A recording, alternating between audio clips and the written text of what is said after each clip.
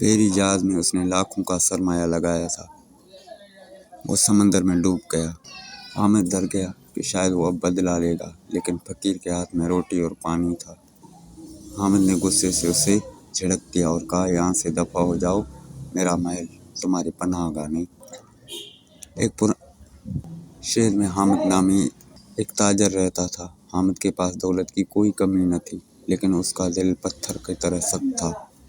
وہ غریبوں کی مدد کرنے کے بجائے ان کا مذاق اڑاتا تھا۔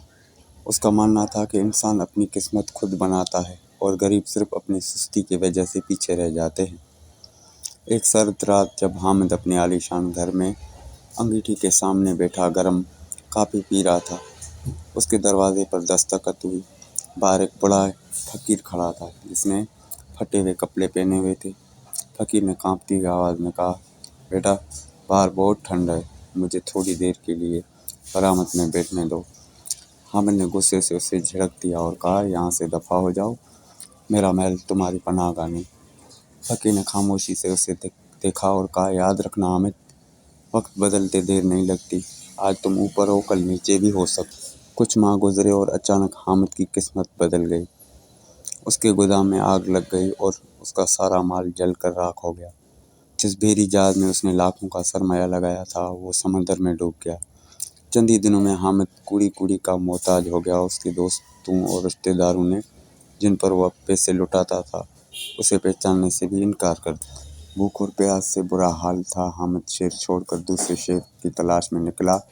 راستے میں وہی پرانا جنگل آیا جہاں وہ بڑا فقیر رہتا تھا۔ حامد تھک کر ایک درخت کے نیچے گر گیا۔ اسے اپنی پرانی غلطیاں یاد آنے لگیں اور وہ رونے لگا۔ اچانک وہی بڑا فقیر سامنے آیا۔ حامد ڈر گیا کہ شاید وہ اب بدلہ لے گا، لیکن فقیر کے ہاتھ میں روٹی اور پانی تھا۔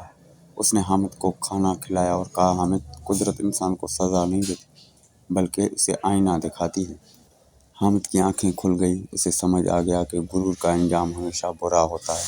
اس نے فقیر سے معافی مانگی۔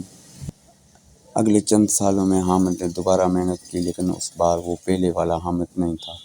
اب وہ اپنی کمائی کا آدھا حصہ غریبوں اور یتیموں پر خرچ کرتا تھا۔ اس کے چہرے پر اب وہ سکون تھا جو اسے پہلے کبھی نہیں ملا۔ آپ کے خیال میں حامد کو معافی ملنی چاہیے تھی؟ اپنی رائے کمنٹ سیکشن میں ضرور دینا۔ اگر یہ کہانی آپ کو پسند آئی تو ویڈیو کو لائک کریں۔